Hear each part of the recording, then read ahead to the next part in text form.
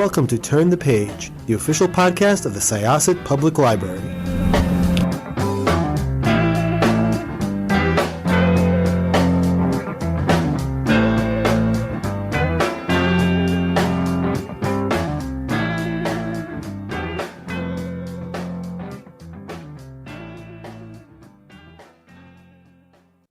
Welcome to Syosset Library's Turn the Page podcast. My name is Jessica, and I am here for the third time with one of my absolute favorite authors who writes these crazy bonkers books that I cannot get out of my head, and I tell everybody to read. And last time we chatted with you, you still do. You had a horse off to the distance yes. You still have a horse, which is great because this book is called Girls and Their Horses. So let's talk about it. Please introduce yourself. Hi, my name is Eliza Jane Brazier. And I can't believe we've done 3 for some, I didn't realize, but I think every time that we've done an interview, I've added one more animal to the mix. So if we keep going, man, eventually. It's going to be like that folk tale where they keep bringing the animals in because they think that the house is too small, and then you let them all out and you're like, oh, it's big enough, except your animals. So every time Eliza does an interview with us, she's always got amazing animals. And this is we're doing video, but our podcast is just This is for you. Yeah. She has this really awesome dog on her lap. That was the first thing I asked her. I'm like, Eliza, do you have any animals today? So yes. So you have a cute little doggy on your lap. Yes. Every time I sell a book, I am immediately like, what pet can I buy? Nice. Well, anyway, so your adorable dog will be joining us for this, and I will tell everybody that it's a girl dog, female? Yeah. Yes, that she is adorable. So tell us about Girls and Their Horses. It's a book about girls and their horses. It's kind of, we'll probably talk a little bit about the inspirations, but I grew up riding horses. I rode horses from the age of 5. And I worked in the horse industry, and I worked as a riding instructor, and I kind of just really wanted, my dream has always been to write a book in that world, So it's kind of about finding a way to kind of make it a thriller. But yeah, it's kind of a story of this family that moves from Texas, and the mom is trying to sort of connect with her daughters through horses, and kind of going about it maybe perhaps the wrong way, but she's sort of, they move to California, and they kind of start riding at this barn where there's this kind of, enigmatic horse trainer. Yeah, it's a cult-like. Yeah, how it's described. And they're sort of getting deeper and deeper into this world, this sort of crazy horse world, and it kind of becomes clearer and clearer that someone is headed for disaster. But it was just very exciting for me to be able to write something in that world. Of course, as a horse. Yeah, no, for sure. And as somebody who would have liked to be a horse person, but just I think so Maple is one of the characters, right? She's a young girl. She's the daughter of the family, or one of the 2 daughters of the family that moves from Texas. And her mother really, really wants her to be, this horse girl, really wants her to love horses as much as her mother does, really wants her to love riding and the whole culture. And Maple's afraid, Maple's timid. Horses are big. They can be scary. And absolutely. Yeah. And her mother is just very much projects onto Maple. And she has an older sister as well who does love that life, but sort of left it behind. But it's interesting because the mother comes into this situation, and she's immediately being judged by the people who go to the stable. But then they realize, oh, she's got a lot of money. And suddenly they're like, yeah, no, we need her on the team. So it's really interesting to just kind of see not only the women and the mothers and how they interact, but the daughters and how they all interact with each other. So yeah, talk a little bit about the culture. And I guess, sort of the different characters and the way that, I guess, class and also I don't even know, I guess just it's so Yeah, cutthroat. no, Is that yeah, real? there's so many, that's the thing is there's so many kind of different elements and like what you're touching upon. So for me personally, I mean, kind of like what you alluded to for yourself, I never, you know, I started writing when I was 5. I was working in the industry from like the age of 8 because it's not affordable, you know, to be able to sort of have access to that world even. So like what you end up having is you have people who are working in the horse industry who can't even afford to live, but they're doing it because they love horses, you know? So when I was from the age of probably like 8 to 18, I was like a working student. And then I was like a rider for a training program, just doing anything that I could. I wasn't getting paid. Like my payment was my job, you know? So my payment was getting to ride horses that, you know, somebody else was getting paid for me to ride. And then I came back to it as an adult, probably about 5 years ago. And I worked first as a head wrangler at a dude ranch. And then I worked like running riding schools in Orange County and in Los Angeles. And like there again, you know, I was getting paid, you know, minimum wage, if that, right? If I was lucky. You don't have lunch breaks. You're working 6 to 7 days a week. You're working, you know, like 12-hour days, right? Like it's just kind of a crazy kind of setup because you get all these people who are working in the industry who are not making enough money to live. And then you have people who are kind of the ones that are sort of funding the operation, like the expensive horses or having, you know, kids riding, obviously, is like a big part of it.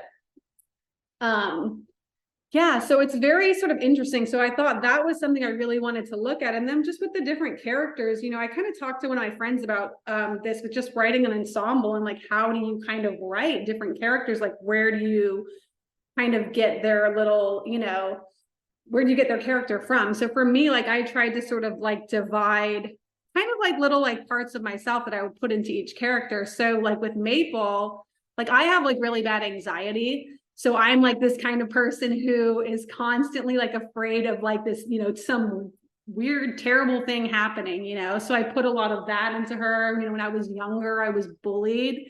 And that's like a big part of her character too, that she kind of feels because of the way that other people treat her, that she's not like as, you know, valued of a person as she looks at like her sister, who kind of does everything sort of right and everything comes easy to her.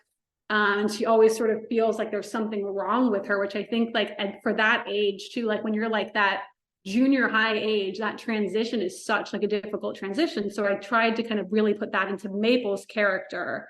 And then, you know, I have Vita's character who's like kind of the mean girl, but then there's like kind of a part of me in that character too, because she's like, she is the girl who can like, she no longer sort of afford this lifestyle. She's really good rider, but it doesn't matter if she doesn't really have money because she's competing against, and this is how it is in the industry, is you're competing against so many people who also want to ride too, you know, like it's just, there's not that many spots. And so it's kind of unfair that people can kind of come in with like a ton of money, as what happens in the book, right? So, you know, that's like another sort of part of like a character that I put in, you know, from myself a little bit, you know. Yeah. Although I think it's horrible. Everything is heightened. Like none of it's true. Let's be real. But no, of course, you know, Vita was really interesting. And I think the thing that was interesting about Vita was, you know, she was older than she looked. Like she was very tiny and she was older than she looked. And I think it's always very interesting when you have those characters who people, I don't want to say they underestimate, but they're like, oh, she's so tiny. And it's like, she's a tiny little knife ready to strike. I know. And it's like very like for me, like I wanted that because I love that kind of, it's kind of like a little bit of like a horror trope, I think, the kind of like, you know, the little girl, kind of the evil little girl thing. But then also, you know, when you're a rider, it's really good to be small, because then you can ride all different sort of sizes of horses, you know, and you're kind of, it's easier on the horse and everything like that. So it's like kind of a part of that. But I love the idea of just having like someone who looks like a little girl, but is an adult, basically, right? Yeah, in a different way than that movie Orphan, though, which was like completely. Yeah. That was, yeah, that's I think that takes that trope and like just runs with it. That's like into the camp zone, huh? Totally. So for girls and their horses, though, what was really cool about it was you also had these. So you had these moms. You had the mom who was from the wealthy family, but like she and her husband had issues, and then you had like Vita's mom who was Yeah. a little bit, yeah, a little bit stranger. And, Yeah. yeah, and then but then you also had like the the instructor who I don't even know what to say about him. And then there's Douglas, who's almost, he makes me think a lot of what you were just saying about like somebody who just sort of like works in the industry because they love the industry. But Mhm. I don't want to give too much away about him, but man, like his situation was haunting. Oh, right. Yeah, no, it's definitely like, because that kind of, I guess, the reveal of that kind of comes later, but totally. I mean, it's, yeah, very scary. And I always try to like, for me, I always do take something that's from, from like my real life or like things that I've, had some experience with. And I think that that's almost what makes it scarier in a way to me, is because it's like something that could really happen and does, and does happen. Yeah, no, but like all those characters too, it's like they're inspired in a way by like sort of real people that you experience in the industry. I feel like people, I used to work at a barn where there was this one guy who was the rider and he was extremely handsome. And we would all like come into work and just be like, wow. And it's like, it was Yeah. interesting seeing the dynamic that it would have on the owners, because the owners, and I'm not trying to say, I don't know, he was a very good rider. Like he was literally like a sort of like champion, like hunter equitation when he was younger and stuff. But, these people would be like, oh, I only want him to ride my horse. And he'd be riding genuinely like 10 horses a day. And then all the sort of girl riders who are also extremely talented would be riding, one or two, because well, who knows why? Yeah. No, he was an interesting character though, and I really did like reading him, and I liked reading about him, and I also just kind of found his relationship with everybody else just really interesting. It was a really, I can honestly say this was the most unique setting for a thriller I've seen in a while. That's one of the things I love about your books, is that every time you write a book, it's just this, it's other than the fact that it's bonkers in the best way possible, it is completely different. Your first book was like this, true crime podcast situation where the town was a little weird, or was it? And the second one was the good rich people, which I think I said this last time is pretty much all you need to know about the book. Yeah. They're not that good, Yeah. but they're certainly rich, and mayhem ensues. And then there's this one, which, I guess like there are, the good rich people, quote unquote, trope. It's there, but it's not the same. It's very tonally different. Yes. And yeah, so how do They you all do, are probably. when you're writing your books though, how do you do that? Like, do you always come at things from a different angle? Are you just like, okay, I'm going to immerse myself in this world for now so I can get this tone Yeah. correct? Yeah. I mean, it's, you know what? I think that for me, it's really important to me that something is original, so that's probably like one of the first things that I'm always looking for, because you know how the market is and stuff, and you really do want to make sure that you're kind of like standing out. And then also for me, I get bored really easily, man. And if you read a lot, you get to this point where you go, okay, well, this reminds me of this reminds me of that. And so I really try to write for people who read a lot, who are like looking for something that they're going to be like, okay, this is like a fresh experience, because that's the kind of, I feel like that's like the most sort of delightful as a reader. Like those are the kind of books that I get the most excited by, when I'm like if I'll read something that's completely out of my kind of wheelhouse, and I'll be able to experience reading like the way I did when I was a kid, when I was reading for the first time and like everything felt new. So I definitely try, first of all, to try to find something that I think feels like really fresh and different. But then I think that really the whatever choice that I make, that really informs like what the book's going to be, you know? So for like Good Rich People, obviously that's like this almost, what is it? Almost like camp. It's like super heightened, like kind of really ridiculous. And then this one I wanted to do and have it be much more grounded. Like I think I like my inspiration was like, you know, like Big Little Lies kind of thing. Like I really wanted to do that ensemble thing because I really love when people have these like ensemble characters, you know, like that was like a big thing to me to be able to like go to all the different characters and have them each do an arc. And I also like to like challenge myself, you know. Yeah, no, it was really good. And I will say, you know, as somebody who reads a lot of thrillers, it is super, super fun to really just not see the twists and turns coming. And that's one thing I love about your books. It really is, you're really on that road without the lights, and you're hoping you're not going to go off the cliff.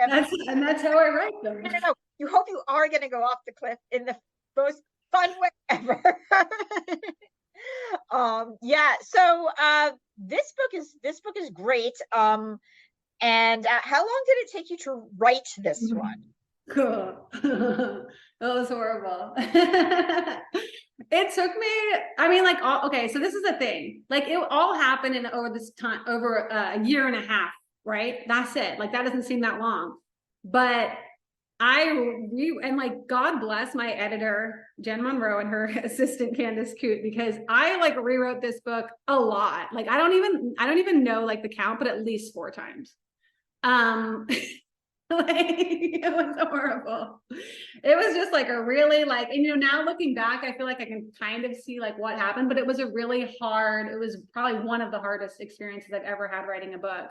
And I think, yeah, like I mean, I guess I'll go into it a little bit because I think it's interesting for like, I guess, writers, hopefully other people too. But like when I initially sold this book, it was my option book. So I sold it on like a pitch and 3 chapters, right? So I wanted to have like as much stuff as possible happen in those 3 chapters. So the book, like I said, it was completely different. So in the original version, like someone died in the first 3 chapters, like people had sex, like it was just like everything happened, right? And so then I'm trying to write a book that's gonna like work from that. But the problem was that everything happened in the beginning. And then I fast forwarded 2 years. So it's like there was no like sense of urgency. There was no kind of sense of danger because it was like, well, someone died a long time ago. You know what I mean?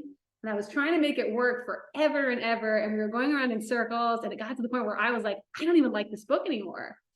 And I didn't know what to do. So I'm freaking out. I'm like saying to all my friends, like, what should I do? Because I'm worried my book's going to get pushed back, which, you know, obviously that's, if you're an author, that can be bad because it kind of messes with your money.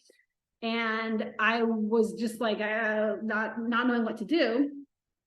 And I decided, I was like, you know what, I'm just going to say to my editor, like she gave me a month to do another revision. And I just messaged her and was like, well, no, actually, I think I rewrote an entirely different book. So I wrote like 10,000 words on a new book. I sent her those words and I said, hey, so since I have a month, I'm like, I think I can probably rewrite the entire book and do the revision and we can decide what should we do, you know, because I was just crazy at that point. Because you kind of like have that sunken cost thing where you're like, oh, I don't want to just completely throw everything out. But she was like on board for me to rewrite it. And so then I rewrote the entire book and then she read it and I did another huge revision on that.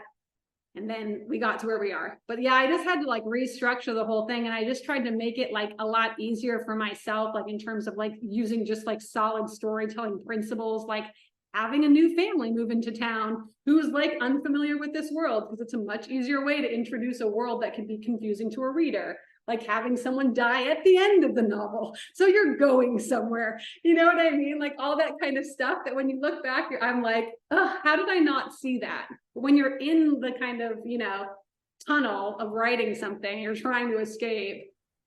Yeah, it was a lot, but I hopefully learned a lot.